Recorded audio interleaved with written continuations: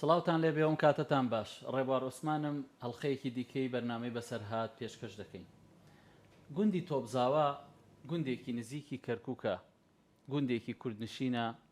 ڕەنگە نمونەی هەزارەها گوندی کوردستان بێت کە چۆن لە ماوەکانی ڕابردوودا لە سەردەستی ڕژێمە یەک لە دوایەکەکانی عێراق ڕوبەڕووی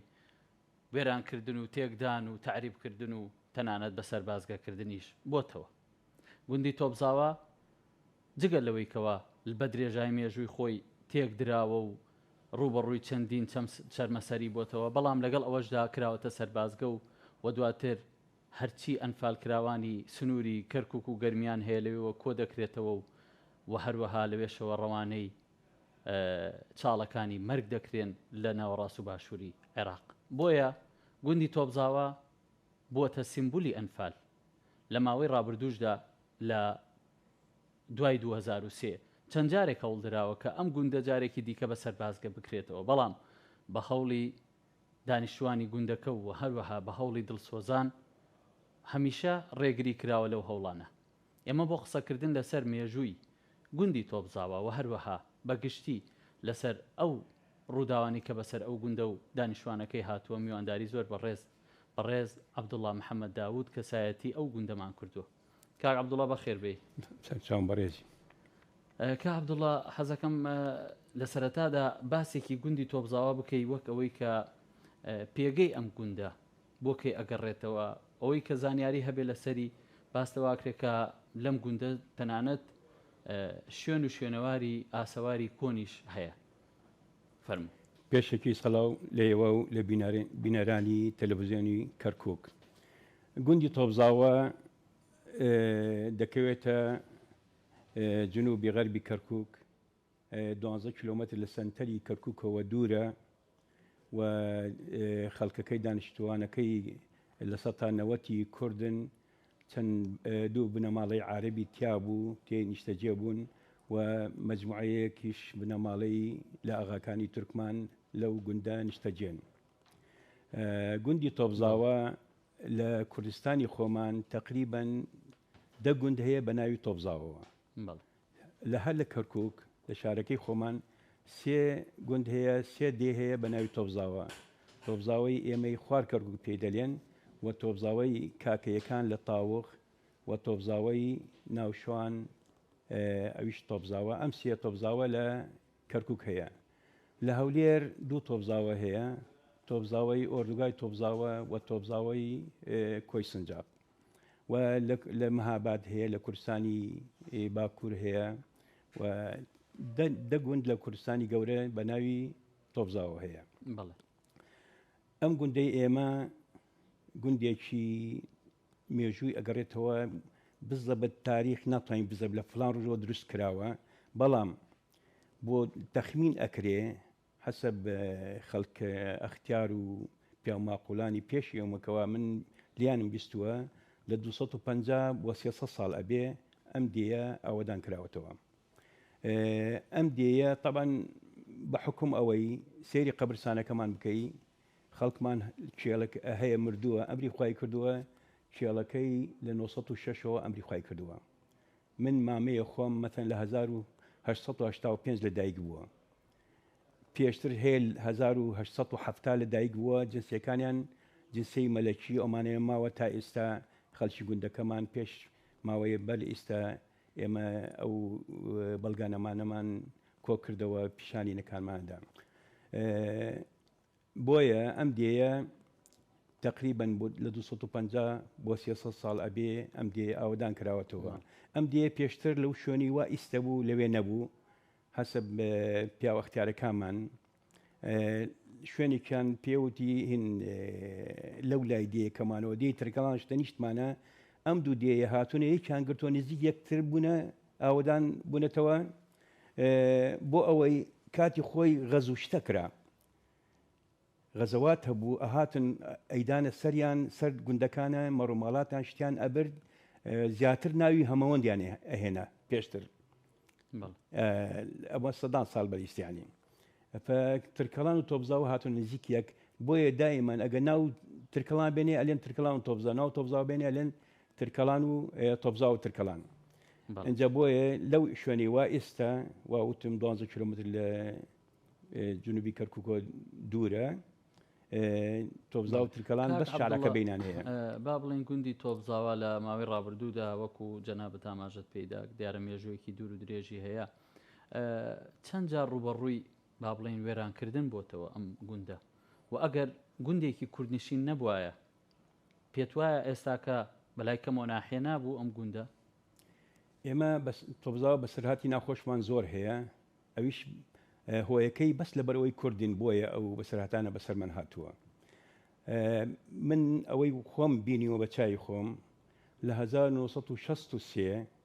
لە کاتی حرس قەومیەکان ئەو خەڵکانی وە عمریان ساڵی 50کان و ئەمانە ئەزانن کاتی حرس قەومی 63 ئەو کاتە عەبدسەلام محەممەد عارف ڕئیس جمهوریەی عێراق بوو. ئەم شتانە پاشەوەی جمهوریکەوە عەبدولکەریم قاسم لە 1950 سەر حکم مەلەکی ڕوخاند، پاشەوە کە شۆڕش سەورە کرایە سەر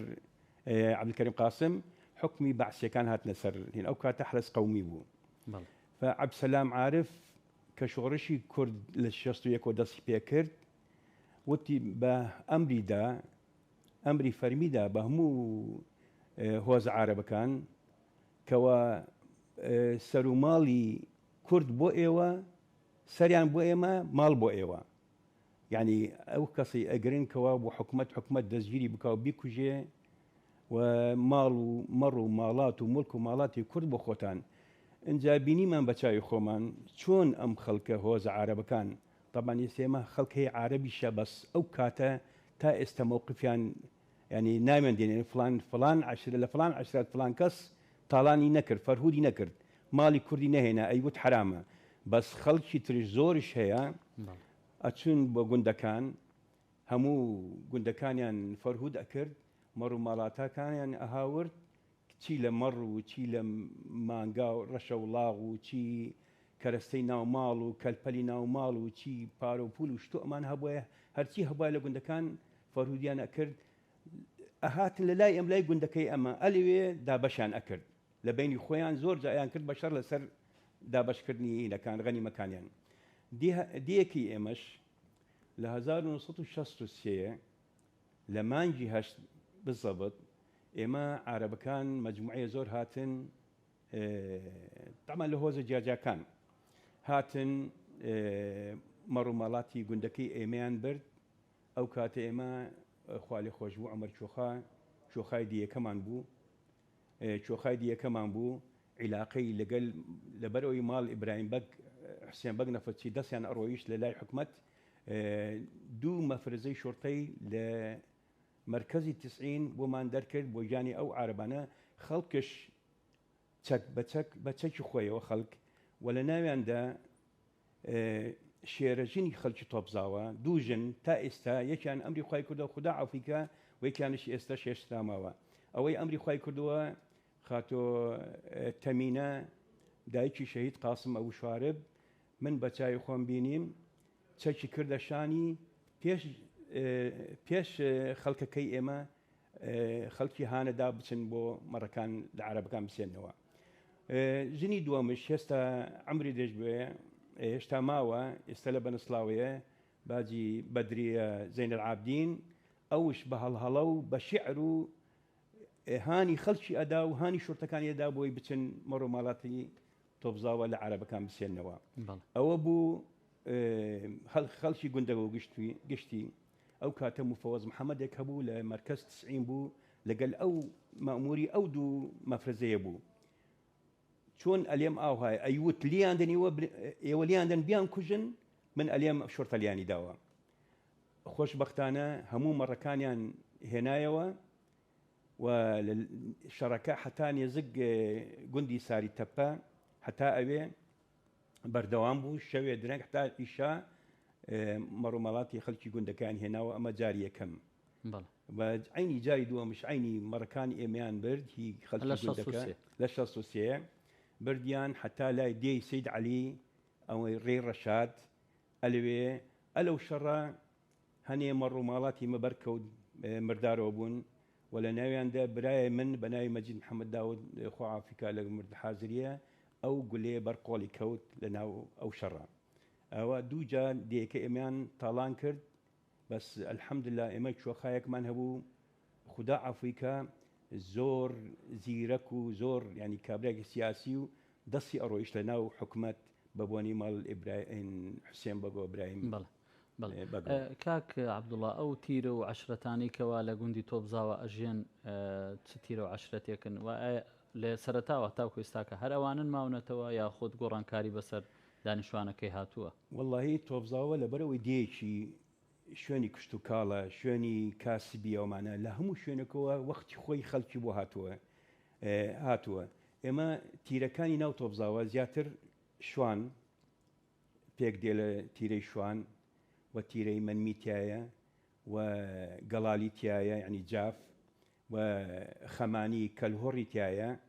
و شێخ بزێنی تایە و لەکی تایە منمیتایە و هەنێ تیرەی قەرەنازی برا تورکمانەکان تایەتی لە ئاغاکان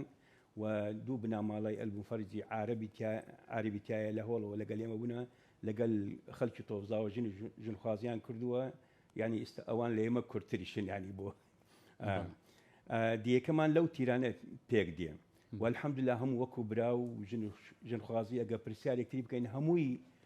ئەبنەوە خزم یەکتری چی لە پشتەوە چی لە ژنخوازیەوە. ئەی زەوی و زاری ئەو گوندە یعنی زۆر جاکە ڕوبەڕووی تعریب و هەروەها با بڵین دەست بە سەراگرتن بۆتەوە ئایا ئەم گوندانە تاپۆیە یاخود گرێبەستی کوشت و کاڵیە دیارە زیاتر حکومەت پەنای بۆ ئەو تعریبکردنەی بردووە بۆ دەست بە سەراگرتن وانە؟ زەویەکانی تۆپزاوە زیاتر لە دوو مقاتە پێک دێ بە زۆربەی لە ١٩٠ لە مقاتعی 24ە ئەو مقاتعی 24 بە بڕیاری مەجلس قیادەت ثەورە هی ئەو کات ڕژێمی پێشوو لە ساڵی 1975 لە 31 سێ پاش ئیتیفاقە شومەکەی جەزائیر کەوا کرا لە بینی هەواری بوومدیەن و سەدام حوسێن و شاهینشای ئێران بۆ تاوانەوەی شۆڕشی کورد بە 25 ڕۆژ پاشەوە ئەو بڕیاردرا هۆیەکەی ئەوە بوو تعریبی کەرکووک. بڕیارەکە زۆر بە فەرمی وازەح بوو بڕیارەکە ئەلێ ئەو زەویانەی هینەتەوەی کورد و تورکمان هینەتەوەی کورد و تورکمان بۆیە عنی ئەوەی نەتەوەی عەرەبە گوند هەیە تەنیشتی ئێمەیە هیچ شوم لێوانی ناکرد. ئەو مقاتعی ئێمە 24 هەمووی ئیستیلایە و ئیستیملاکە و پاشەوە دابەش کرا بەسەر وزارەتەکانە دابەش کرا بەسەر وزارەتەکانە وزارەی ئیسکان و تعمیر و وزارەی مالیە و قسمێکی بەسەر وزارەی دیفاعە. ئێمە ئەزانین لە هەر وڵاتێک ئەگە زەویەک ئیستیملاک بکرێ هۆیەکەی ئەبێ حکومەت یان پرۆژەیەکی نیشتێجێبوون یان پرۆژەی کشتتوکاڵی یان پرۆژەیەکی با بلێن سناعی یان بۆ نەوت و یان بۆ مەتار و شتۆمانەیە بەڵام ئەوەی لای ئێمە ئیستیلا کرا گوندەکەی ئێمە و دەوروبەری چونکی ئەم قەراری 369 بۆ ئیستیلا 135,000 دۆنم ئەگرێتەوە هە لە تاوغە و لە دووزە و لە کەرکووکە و لە سەرگەڕان و هەمووی ئەگرێتەوە تا ئێستاوە 50 ساڵە تقریبا 28 ساڵە یەک پرۆژەیەکی تیا نەکراوە یەک بەردێکی تیا بنیاد یعنی ما شوێنێکی بنیاد نەکراوە پرۆژەیەک مەعمەلێک شتێک کارگەیەک مەبەستیان ئەوە بۆ تەرحیلکردنی خەڵکەکەی بوو بەس ئەگەر حکومەت پێویستی پێ وایە ئیستا پرۆژێکی هەر پرۆژەکانیە ئەگەر سناعیبی ئەگەر زراعیبی ئەگەر هەر نەوع پرۆژەیەک بێ ئەی کرد بەس بەڵام بۆ ئەوە بوو کەوا خەڵکەکەی دەربەدەر بکا و پاشەوە خەڵکی تری هاوردە شوێنێمە لە نەوەتەکان نەوەتە سێوەمانە خەڵکی عاریبی هاورد بە عەقد دابەشی ئەوانی کرد ئەگە تۆ بۆ ئیشت پێ ئەگەر زەویەکانە گەیشت پێێتی و ئەگەر نێزیکی چاڵەنەوتەکانە ئەگەر بۆ مەعسکەرتە ئەگەر بۆ نیشتە جێبوونتە ئەگەر بۆ هەر پرۆژێکتە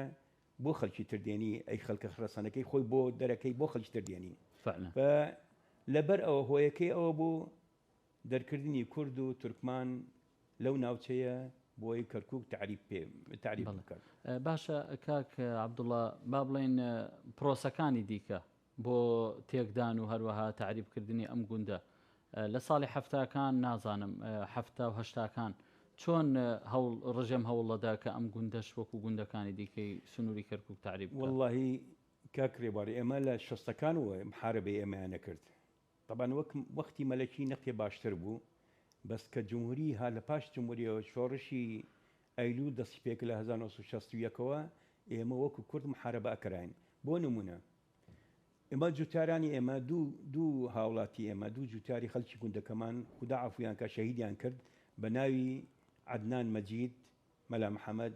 و ئەحمەد مامەی عەدنان و هەرچیان لەسەر زەوی خۆیان خەریکی جووت بوون بەروبوومی حتا ئین گەنم بچێنن هەرچیان عارەبەکان هاتن بە غەدر ئەوانیان شەهید کرد. دوو کوڕی چاک دوو کوڕی ئازا بە ڕۆژی نیوەڕۆ ئەو دانیان شەهید کرد بەس لەبەر ئەوەی کوردن لەبەر هیچ تێتر نەبوو. پاشەوە لە 1960 تەمە 1963 بۆمانیان شەهید کرد. لە عینی ساڵە 1963 مەلا ئەحمەد سەلیممان هەبوو. ئەحمەد سەلیم پێ مەلا ئەحمەد کابرایەکی شۆڕژێر، کابرایەکی ئازا، کابرایەکی بەناوبەنگ لە دیەکەمان لێ هاتوو. ئەوشان لەسەر شینایی خۆی ئێمە پێشتر لە هەر کەپر هەبوو، ئەو کەپرە بوون بۆی ئیسراحەتکەی کاتی ئیسراحەتەکەی لە پاش ئیش سارداوی لە تەنیشت هەبوو. ساردا و نەختی چاڵێکیانە کرد ئایوان تێکرد ئەمە ساردا بوو ئەو خواردنەوە. ئەو کاتە نستو بوو لەوێ کابرای عارەب هاتبوو گولەیەکی نابوو هەر بە تفەنکەکەی خۆی شوان بوو لەو ناوە زانستی بخەوتووە نستووە مەلا ئەحمەد ئەلێوێ ئەویشان شەهید کرد باوکی لیوا بەهجەتی خۆمانە. یعنی ئێمە محارەبە ئەکراین محارەبە ئەکراین لەبەر نە لەبەر دژمن داریشتۆمانە بەس لەبەر ئەوەی لە نەتەوەی کوردین. ئەنجا ئەمە لە شەستەکان.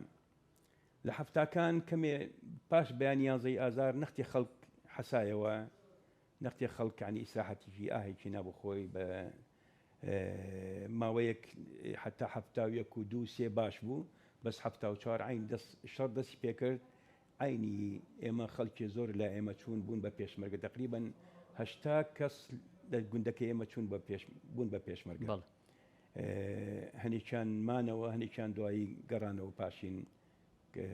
کە شۆڕش تاوایەوە لە 75 بۆ دواوە هەنێکیان گەڕان هەنێکیان مانەوە لە ئێران و یەکیان شەهید بوو قاسم ئەبوشوارب بەناوبانگ بوو سەرپەل بوو و ئێستش قەبرەکەی لە هینا لە ئەمدەی تاالبانمانەیە لەو منطقەیە. یعنی کابرایکی پێشمەرگیشی ئازا بەڵێ باشە لە هەشتاکانەوە بزانم ئیتر بڕیاری بەتەواوی چۆڵکردنی گوندەکە طبعاً لە هەشتاکان ئێمە لە هەشتاویەکەش یەکی کەمان شەید کە مەلای گوندەکەمان هەبوو بە ناوی مەلا ئەحمەدی لالۆیان پێئەوت. ئەو مەلایەکی لە هەموو خوتبەی جومعەیە ئەو قسەی ئەکرد بە سەدام نایوت سەدام ئەوت هەدام قسەی ئەکرد بە ڕژێمی پێشوو ئەیوت هەدام ینی زۆر چاو نەترسانە زۆری خوتبەکانی یعنی کوردایانە بوو بە ناوی ئاین و شتۆمانە هەموو بە ئاەتی هاوردە و کەوا زوڵم لە ئێمە کرێ. ئەو مەلاشانە لەسەر جادەی هین لە 1970 مانگی 12 شەهیدیان کرد مەلا ئەحمەدی لالۆ خدا عەفوی لەگەمە حازریە. ئێمە بەحسی ئەوەشمان نەکرد پێشتر داماتنە سەر ئەو مەلا لالۆ مەلایکی کەشمان و مەلای بەناوبانگی خەڵکی لە کەرکووک بەناوبانگ و مەلا مەجید تۆبزاوە ئەو مەلا مەجید تۆبزاوە کەوە کوڕەکانی پێشتر کوڕەزایەکی لێرە مدیر ئەوقافی کەرکووک و مەلا ئەحمەد ئەو هات بەڕاستی لە بەغاوە لە کەرکووکەوە هەموو شەخصیات و خەڵکی مستەقەب و شتەومانە هات بۆ لای مەلایەکی زۆر زانا بوو زۆر دڵسۆز بوو زۆر ئیسفادەمان لێ کرد لەو گوندەی ئێمە بەڕاستی ئەوجا خەڵک خوێندەوار بوو خەڵکی فێر خوێندەوارێکە فێر قورئان خوێندنە کرد فێر پاک و تەمیسیە ئەکرد مەشروعی ئاوەکمان هەبوو ئێمە کارێز هەبوو لەوێ لە دیەکەمان ئەو کارێزە ئاوی خەڵکە چوو لەو بە کەروبار ئەچوو لەو کارێزە ئاوێنە هەور بۆ خواردنەوە. ئەو مامۆستا مەلا مەجید خدا عەفوی کا لەگەڵ حازریە هات پرۆژەیەکی دانا بە هیمەتی هەموو گوندەکە کردیان بەسا بە 3 مەرحەلە بە ئاوی پاک بۆ گوندەکە دابین کرد بە هیمەتی ئەو مەلا ئەحمەد. و ڕوخاندنی دیەکەی ئێمە لە 1970 دەستی پێ کرد ئەو کاتە شاڵاوی تەرحیل لە 25/1970 ئەو کاتە آخر کات بوو بۆ تەرحیلکردنی گوندەکە ئەو جا گوندەکە ئێمە 409 ماڵ بوو بە ناو 409 خێزان بوو کە تەرحیلکران کە تەرحیلکران پێش ئەوەی تەرحیل بکرێن ئەو مەسئولی حیزبی بەعەس لە ئەو جەلەیای چی بوو هات خەڵکەکەی کۆ کردەوە ناوەندەکەی تۆبزاوە ناوەندی ئیبن ڕشتیان پێوت کەوە لە 1970 ئەو ناوەندە دروست کرا ئێمە لە 1970 خەڵکی کۆ کردەوە ئەوتی ئەبێ بڕۆن لێرە نەمێنن خەڵکش وتی کاکە ئێمە شەهیدمان هەیە چونکی خەڵکی زۆر لە سەرباز بوو هەنێ شەهید بوو لە حرب وەمانە ئەوتی شەهیدەکانتان برن لەگەڵ خۆتانە بڕۆن لە کەرکووک مەمێنن ئەوە ئەمری مەجلیس قیادەت تەورەیە چونکی عەلی حەسەن مەجید پێشتر ئەهات بۆ نایب عەری بوو ئەهات بۆ دیەکەی ئێمە زۆر تەماحی هەبوو لە ناوچەکەی ئێمە چونکی دیەکەمان زەویزارێکی کوشتتوکاڵی بەروبوومیە چاکی هەبوو و سەرچاوی ئاوی زۆر هەبوو کارێزی لێ بوو دیەکە ئێمە کارێزی لێ بوو یانجی کارێزی پیانەوت تقریبا ئاوێکی زۆری هەبوو خەڵکی شینایی لێ ئەکرد و کارێزی تریشی لێ هەبوو کارێزی حەسار پێوتن کارێزی سەید عومەری کارێزی شانە مەحمودی هەر لە ناوچە ئێمە هەنێک کارێزش هەبوو وشکیان کردبوو زەیتون پێوتن کارێزی قەمبەر عەلی ئەو شوێنوارەکان بیرەکانی نێشتا مابوون باشەکە عەبدوڵڵا چۆن بڕیارە درێ ئەو سەربازگێ لە تۆبزاوە دروست بکرێ ئەو سەربازگەیە لە 1970 دروست کرا بۆ هین بوو بۆ عسکەری نەبوو کرا بۆ مركز تدريب الإجمالي لقيادة الجيش الشعبي لكركوك بۆ جيش شعبوي أو كاتا چۆن ئێستا يعني هاوتای جيش مثلا حشتية أو جا جيش شعبي خەڵکانێک ئەبێ ڕەفیق حیزبی بن ئەبێ سەر بە نیزام بن بەعسی بن یەڵا لەوێ قەیدەکران بیدایی خەڵکێکی باوەڕ پێکراو بوون هەموو کەسیان نابرد ئەو شوێنە جێی شعبی ئەو سەربازگیان دروست کرد بۆ جێی شعبی لەسەر زەوی تۆبزاوە لە 120 دوێنم بوو لەسەر زەوی 120 دوێنم بوو هیچ چەند کەسێک بوو لەوێ زەویەکان هەمووی تاپۆی ڕەشی خەڵک بوون هیچ چەند 5-6 عایلەی هی تۆبزاوە بوون ئەوانەیە سیاجیان کرد بینایان کرد لەوێ قەعایان کرد ئەوە بۆ ئەو قەعانە دوایش بەکارهێنران بۆ کۆکردنەوەی ئەنفالەکان لە 1970 کە شەڕی عێراق و ئێران تەواو بوو شەڵاوی ئەنفال دەستی پێ کرد لە عەمەلیات ئەنفال بە ناوی ئاینی ئیسلامەوە عەمەلیات ئەنفال 1 و 2 و 3 و 4 لەگەڵ کاک عەبدوڵڵا ئێمە هاوکارانمان لە ژووری هەواڵ گرافیکێکیان کردووە لەسەر گوندی تۆبزاوا بۆمان حەزەکەین بینەری بین پاشان درێژە بەم گفتوگۆیا دێین بە بینەری ئەو گرافیکە بین. سەبارەت بە سەربازگەی تۆبزاوە و مێژووی ئەم سەربازگەیە هەندێک زانیاریە خەمەڕوو هێشتا دروشمەکانی بەعس لەسەر دیواری سەربازگەی تۆبزاوەمەون و سوپای عێراقیش دەیەوێت جارێکی دیکەم سەربازگەیە بکاتەوە بە سەربازگامە یا دەوریە تاڵەکان بیری خەڵکی گوندەکە دێنێتەوە بۆیە یەکێتی نیشتمانی کوردستان و فراکسیۆنە کوردستانیەکانیش ڕێگەیان نەدا ئەو مێژووە ڕەشە زیندوو بکرێتەوە و سوپایان لە سەربازگەکە کشاندەوە. تۆبزاوە یەکەم وێزگێ و کەسانەی کە لەسەر کوردبوونیان بەرەو بیابانەکانی ناوەڕاستوە خواڕوو دەبران و لەوێ زیندە بەچاڵ دەکران. سەربازگەی تۆبزاوە لە سەرەتای ساڵانی هەشتاکان دروست کراوە و هێزێکی جێشی شعبی تێدا جێگیر کراوە. لە شاڵای ئەنفالدا ڕەدەستی سوپای عێراق کرایەوە و پێش دروستکردنی ئەم سەربازگەش ئەنجومەنی سەرکردایەتی شۆڕشی بەعس لە ساڵی 1975 بە بڕیاری 369 زەویەکان لە جوتیارانی کورد وەرگیراونەتەوە و مڵکدارێکەشی خستراوەتە سەر وەزارەتی بەرگری. دواتریش لەسەر نزیکەی 30 دۆنم زەوی جوتیاری کورد سەربازگەی تۆبزاوە بنیاد نراوە. سەربازگەکە واتە سەربازگەی تۆبزاوە دەکەوێتە باشووری خۆرئاوای کەرکووکە و 11 کیلۆمەتر لە ناوەندی شاری کەرکووکەوە دوورە. پێک هاتووە لە 24 هۆڵ و لە قۆناغی 1 تاوەکو حوتی ئەنفالدا نزیکەی 26,000 کوردی تێدا کۆکراوەتەوە بەپێی بەڵگەنامەی ژمارە 25,163 بەڕێوەبەرایەتی ئەمنی سلێمانی کە لە 29 دی 1970 بۆ بەڕێوەبەری سەربازگەی تۆپزاوی ناردووە 9,030 کەس بە مەبەستی ئەنفالکردنیان هێنراونەتە ئەم سەربازگەی و لەو ژمارەیە 25,032 کەسیان سەڵ بوونەوە 1,869 دیکەیان خێزاندار بوونە. لە دوای پرۆسی ئازادی عێراق و کەوتنی ڕژێمی بەعسەوە 3 گۆڕی بە کۆمەڵ لە سەربازگەی تۆپزاوە دۆزراونەتەوە. لە یەکەم گۆڕی بە کۆمەڵدا 105 ڕۆفات، لە دووەمدا 52 لە سێمیش 28 ڕۆفاتی تێدا بوونە. بەپێی ئەنجامی پشکنینی ئەم گۆڕانە پێدەچێت بەشێکیان بە گولە کوژرابوون و لێرە کۆمەڵکوژی کوردان دەستی پێ کردووە.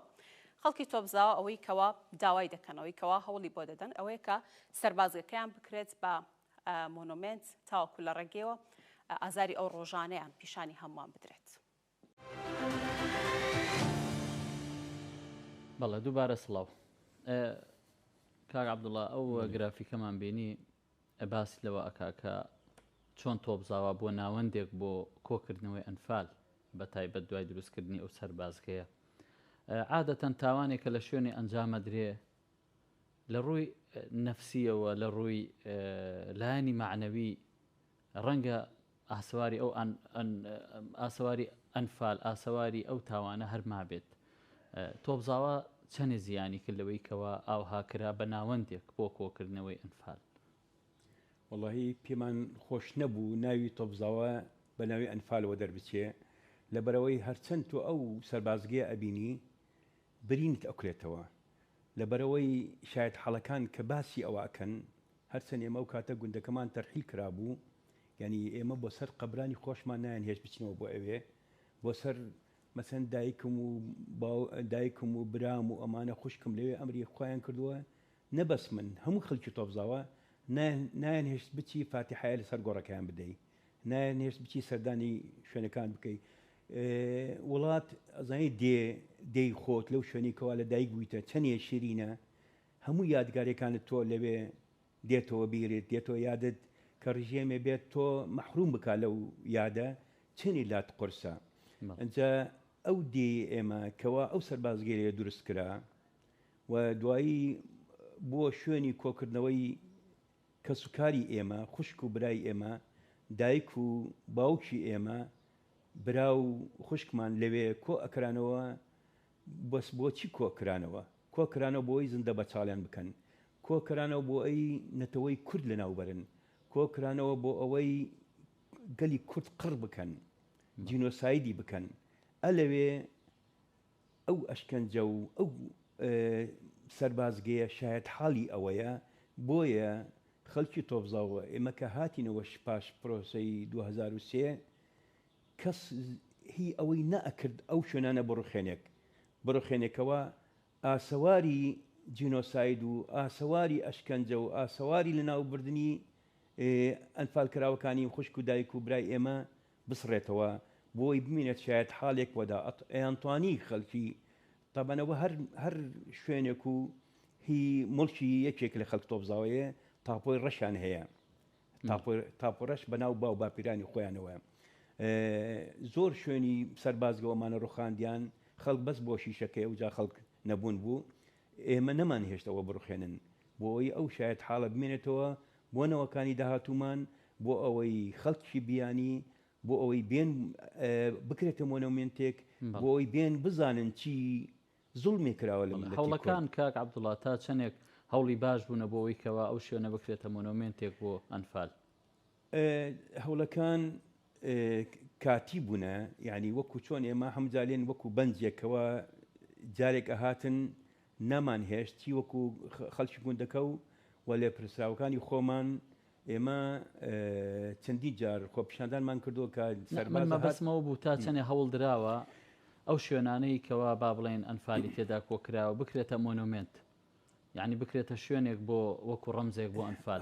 تا چەندێ هەوڵ درراوە ئایا ئەو هەوڵانە باش بووە بەڕای تۆ چونکە ئەوانەی کە ئیشەکەن لە بواری جینۆساید بەدڵیان نیە ئەڵێن ئەبوو بەر لە 10 ساڵ لەمەوە پێش تۆپزاوە مۆنومنتی ئەنفالی تیا بووە. هەموو شوێنێک ئەشکەنجە و شوێنی کۆمەڵکوژی تێدا بکرێ ئەبێ شوێنێک بمێنێتەوە بۆی ڕەمزێک بۆ ئەوی نەوەکانی داهاتوو بیبینن بۆ خەڵکی تر بیبینن ئاسەواری ئەوە هەوڵەکان زۆر دراون کۆمەڵەیوانی جینۆساید شتۆمانە راپۆرتی خۆیان نووسی وەشتی خۆیان لەسەر نووسیوە بەس بەداخەوە تا ئێستا ئەوایە کاتێک خۆمان خاوەن دەسەڵات بووین کاتێک خۆمان هەموو شتێکمان بەدەست و ئەبی ئەوە بکرایە وەکو چۆن هەڵەبجە هیچ میابارانی هەڵەبجە وەکو ئێستا چۆن لەسەر لە بەسرا ئەکەن بۆ ئینتفاضی شعبانیە وەکو چۆن لەسەر لە نەزەفەکەن بوانی عیدام کراون ئەمانە هی حیزبی داوامانە ئەبێ ئێرە سەربازگەی تۆبزاوە شوێنی جێی شعبەکە شوێنی ئەنفال کراوەکان ئەبێ بکرێتە مۆنومنت خۆشبەختانە ئێستا هەولێک هەیە و کۆتا هەولش ئەمە بۆ سێم جارە سەرباز دی بۆ ئەوەیانی بکەنە سەربازگە نۆژەنی بکەنەوە لە دوای 2023 کە عەبدوڵڵا چەند جارە هەوڵیان داوە کە هەمیسان ئەو ناوچێ بە سەربازگە بکەنەوە ئەو هەوڵانە بۆچی ئەگەڕێتەوە ئایا لایەنی بەرگری ئێستاکەی عێراق با بڵێن وەزارەتی دیفاع لەوە تێناگە کە ئەم شوێنە چی بووە بەداخەوە لە ناو جێیش عێراقی لە ناو با بڵێن سیستەمی حکومڕانی خۆمان خەڵکانێک هەن تا ئێستا بە عەقڵێتی شۆڤێنی تا ئێستا بە قەراراتی سەدام حوسێن ڕاستە مردووە ڕاستە عیدامیان کرد بەس قەراراتەکانی تا ئێستا حکمەکە تا ئێستا حکومکە لە سەرمان ئەم قەراراتەوە ئیلغانە بووە زەوی وزارەکانمان ئەو بە یەک نوکە قەڵەمێ بە 5 دقە هەموو زەویەکانمانی داگیر کرد باشە ئێمە لە پاش پرۆسەی ئازادیەوە هەموو ڕئیس جمهوریی خۆمانە دوایی عێراق بنیاد نەکرا بوو بە دەستی خۆمان بنیاد کرا و مادەی 140 دانا بۆ چارەسەری ئەم کێشانە بە ئاشتیانە و ئەم عەقڵە شۆڤیانە عەقڵە بۆ گەنانەی ناو حکومەتی عێراقی و عەقڵە شۆڤیانە نەیانهێشت و خۆتان بینیتان بە چاوی خۆتان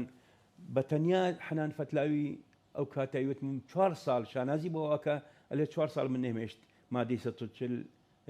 تطبیق تەنفیز بکرێ ئەگە مادەی 140 تەنفیز بکرایە ئەو کاتە هەموو زەوی وزارەکانمان ئەگەڕا بۆ خۆمان ئەو کاتە ئەو شوێنەی ئەنفال کراوەکانش ئەکرا بە مۆنومنتێک ئەکرا بە شوێنێکی شایستە شایەت حاڵ بۆ کەس و کاری ئەنفالەکانەوەمانە ئێستا هەولێک هەیە ئێستا لە مەهین هەولێک هەیە بەهۆی ئێمە لە ڕێی دکتۆر خالید شوانیەوە ئێمە لە ڕێی ئێمە خۆمان لەوێ لە خۆپیشاندانمان کرد کۆنتاکتم باسە و خۆپشاندانە بکەین پێش 3 مانگ لەمەوە بەر تقریبا جارێکی دیکە سەربازگە هەڵی کوتایە سەر با بڵێن سەربازی عێراقی هەڵی کوتایەوە سەر گوندی تۆبزاوە بۆ ئەوی کەوا دووبارە ئەو سەربازگەی بنیاد بنێتەوە ئێوە ئەم جارە بە جددیتر وابزام هاتنە سەرخەت ئەو هەوڵانەی ئێوە ئایا یعنی تا چەند تاکەی ئەتوانێت ڕێگر بێ لەوەی کەوا جارێکی دیکە سوپانەیەتەوە سەر ئەو گوندە ئایا پێتوانێت کە کێشەی بە سەربازگەکردنی تۆبزاوە ئەبێ بە شێوەیەکی بنەڕەتی چارەسەر بکرێ ئەبێ بە شێوەیەکی چارەسەر بگرێ بنەڕەتی بۆی نە هەر ماوەیەک و جێش بێتە ئەو سەربازگەی و ئەلێمە مڵکی ئێوە نیە و مڵکی حکومەتە مڵکی وزار دیفاعە ئەمە مڵکی وزار دیفاعش نییە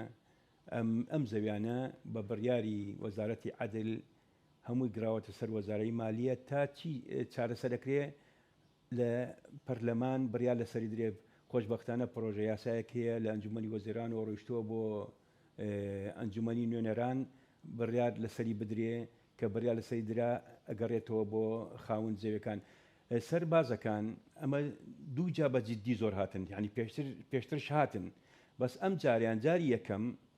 هاتن ئەو کاتەی هۆیەکەی ئەوە بوو ئەم بارگای پارتی دیموکراتی کوردستان لێرە لە مەقەر قیادی عملیاتی مشتەرەکەیە پارتی دیموکراتی کوردستان داوای بارگای خۆیە کرد پارتی حەق خۆیەتی بارگای خۆیەتی بارگای حیزبی خۆیانە هیچ خێران پێ ناکەن قیادی عملیات ویستی بێتە فەرقەی 11 لە بین هەر لە تۆبزاوەیە فەرقەکە خۆی شوێنەکەی تەجاوزە لەسەر زەویزاری خەڵکە و فەرقەی 11 ویستی بێتە لای ناو ئەو سەربازگی لای ئێمە شوێنی ئەنفال کراوەکان هاتن خۆشبەختانە ئێمە خۆپیشاندانمان کرد پەیوەندیمان کرد بە کاک ڕێبوارتەهاوە ڕێبوارتەها یەکسەر خۆشبەختانە دکتۆر خالید لای دانیشت بوو دکتۆر خالید شوانی تەلیفۆنی لەگەڵ وەزیر دیفاع کرد و بە تەلیفۆن کشانەوەکەش هۆیەکەی ئەوە بوو تەسلیمکردنی بارەکەکەی پارتی دیموکراتی کوردستان تەعجیل کرا بە بڕیاری محکەمەی فیدرالی فمحکمەی فدرالی بەم دواییە ئەوەی ئیلغا کردەوە کەەوە تەسلیم نەکردنی بارگای پارتی دیموکراتی کوردستان یەکسەر ئەمانە هاتن ئەمجا بە جددی سەبیان هێنا و قاید فەرقەی 11 خۆی هات فەریق ڕوکن مەعەد بەدای خۆی هات ئێمە خۆپیشاندانمان سازدا ویستمان بچین بۆ لای نەیهێشت دیار بوو ئەو شەوتی بە هیچ بەدەست من نییە من عەبدی مەئمورم بچن چارەسەری کێشەی خۆتان بکەن لە سەروی لای مەسئولەکان خۆتان ئەوە بوو شورایان کردەوە کەناڵەکانی تەلەڤیزیۆن هەموو ڕاگەیاندکارەکان بە سوپاسەوە هەمویان سوپاسیانەکەین زۆر ماندوو بوون هاتن ئەو شتیان ڕۆماڵ کرد ئێمە پەیوەندیمان کرد یەکسەر ئێمە جگەلەوەی خۆپیشاندان ڕێگەی یاچیمان بڕی نێشتین خەڵکات چۆ بکە بەس بۆ ئەوە بوو مەبەسمان دەنگمان بگاتە سەروی خۆمان خۆشبەختانە کاکڕێبوار و کاکاسۆتە داخلی کرد و نوێنەرامان لە بەغا هەر پێچ کوت لە کوردستانەکان زۆر ئیمەیان دڵخۆش کردکەوە بە یەکەوە لەسەر ئەم کێشەی سەربازگەیە شوێنی ئەنفالکراوەکان بە یەکەوە راپۆرتی چەندا بۆ ئەنجومەنی نوێنەران لێرەشە بدرێ بە بەڕێز محەممەد شیع سوودانی. کاک عەبدوڵڵا ئیساکە کێشەی ئەم سەربازگەیە بە بنەڕەتی چارەسەر بوو یاخود بە کاتی هەمیسان هێشتا ئێمە دڵنیانین ئێمە کاتی دڵنیابین ئەو جا نووسراوی ڕسمی بێ بلێ ئەیکەن بە شوێنی مۆنیمنت ئەیکەنە بە مۆزەخانەیەک ئەیکەن بە مەتحەفێک ئەو کاتە دڵنیا ئابین کە کارێن لێ کرد ئێمە هێشتا دڵنیانی لی هیوادارین لایەنی پەیوەندیداری گوێبیستی ئەو داواکارێ بێ و کار لەسەر ئەو بکە کە مافێکی تەواوی خەڵکی کوردستانە کە مۆنومنتێکی ئەنفال لە تۆبزاوە هەبێ. کاک عەبدوڵڵا حەزمان کرد چ زانیاریەکی ترەیە حەزەکەی باسیکەی لەسەر گوندی تۆبزاوە؟ زانیاریمان زۆرە لەسەر تۆبزاوە لەوەیە بەم بەرنامە کەمەر لەوەیە تەواو نەبێ ئێمە بابێن لەسەر بەسەراتمان زۆرە یەکەم بابێنە سەر شەهیدەکانمان ئێوە لە شۆڕشی ئەیلول قاسم ئەبوشارە نمونەی شەهیدەکان بوو خدا عەفوی کە ئینشاءڵڵا بەهەشتیە و دوجار لە شۆڕشنەی گەلەکەمان ئێمە 3 شەهیدی قارەمانمان بەخشی لە پێناو خاک و نیشتیمانی خۆمان ئەوی شەهید پێشڕە و لە 23/1982 لە گوندی مۆرخوادا لەگەڵ شەهید عەلی ساڵحە و شەهید هاوار لەگەڵ شەهید مامەڕیشە لەوێ لەگەڵ ئەو 3 شەهیداندا شەهید هاوار حەگوڵیان پێوت ئەویش کوڕی خاڵۆی منە ئەوەی کەش کوڕی خوشکەزای منە شەهید پێشڕە و ئەوان شەهید بوون لەگەڵ شەڕەکەی حەمک ئەوە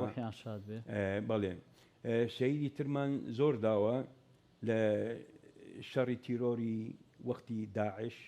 و شەڕی تیرۆری ئەمەی قاعیدە و ئەمانە هەبوون پێشتر لە ناو کەرکووک شەهید نەجم و شەهیدانی زۆرمان داوە داوای لۆبردنەکەمەگە هەنێ شەهیدم لەبیر چوو بێت ئەوە وەکو شەهیدان دوایی وەکو پاش با بەحسی وەرزشەکانکم وەرزشکارەکان بکەم دوایی دێمە سەر ئەوەدەڕەنگەوەندا کاتمان نەما بێ کاک عەبدوڵڵا بۆ ئەوەدانکردەوە بە ئەگەر بە کورتی لە ماوەی دەقیقەیەکە ئەگەر بڵێ چی تێ فەرموو وەڵڵەهی دەی تۆبزاوە منبعی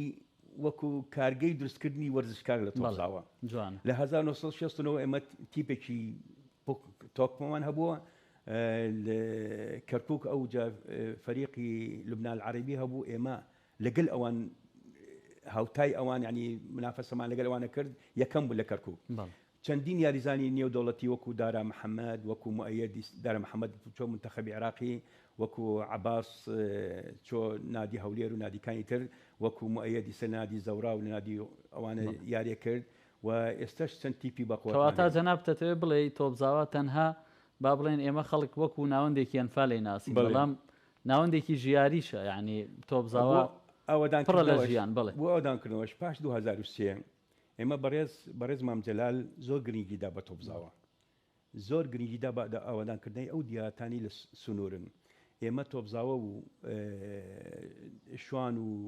تەکەی جەباری و ئەمانە بە یەکەوە بەڕێز مامجەلال خدا عەفوی هەنێ پاری تەرخان کرد بۆ ئێمە وەکو کۆمەڵی فڕیاکەوتنی ئاوارەکەەوە بەڕێز ڕزگار عەلی سەرۆکی کۆمەڵەکە بوو دەستمان کرد بە ئەوەدانکردنەوەی تۆبزاوە 1001 ماڵ لە تۆبزاوە چی وەکو پارە و چی وەکو ئەو کاتە ملیۆنی و بۆ تۆبزاوە لەگەڵ 10 تەن چیمەنتۆ بوو خۆشببختانە 1001 ماڵ لەوێ دروستکرا تقریبا 600 ماڵ و شتێک تێی نیشتە جێبوون ئێستا حالیان تۆبزاوە 505 ماڵی تایە بێ لە هەنێ خەڵکی نازحنیشی تایە تۆبزاوە 3 مەکتەبی تایە 2 مەکتەبی سەرەتایی تایە خوێندنگای سەرەتایی دواناوەندی تایە لەگەڵ هین پێچەند سانەوەیکی تایە تێکەڵشە لە تۆبزاوە هەمووشی دراسی کوردیە تۆبزاوە حوت مزگەوتی لایە دیەکەمان حوت مزگەوتی لێیە تۆبزاوە ڕەوزەیەکی تایە بە سێشتاوە قەولێتەوە دروست کراوە دەست بەکار بن تۆبزاوە بنکەیەکی تەندروستی تایە هەمووی ئەوە پاش پرۆسی ئازادی تۆبزاوە ئاوی تۆڕی ئاوی تایەت یەکەم هەنگاو لە 2002 کیلومتر 400 متر تۆڕی ئاو دوایی 3 کیلومتری تر تۆبزاوە کارەباکەی لەسەر حکوومەتی هەرێمی کوردستان لەسەر کۆمەڵی فریاکەوتنی ئاوارەوە ئێمە لە کارەبای سلێمانیەوە 3 محەویلە و 180 عامود و ئەمانە کێبڵ و شتۆمانە خۆشببختانە کارمەندانی قەرهەنجیر هاتن بۆ ئێمەیان بەستا بۆ تۆبزاوە ئێستا کۆڵانەکانی هەمووی قرتاون و پرۆژە و شتێمان الحەمدلله تێتی دێکی ئاوەدانە و بەروبوومی کوشتکاڵی گەرێ زۆر تایەتی زۆر ترمان هەیە بەس بوار نییە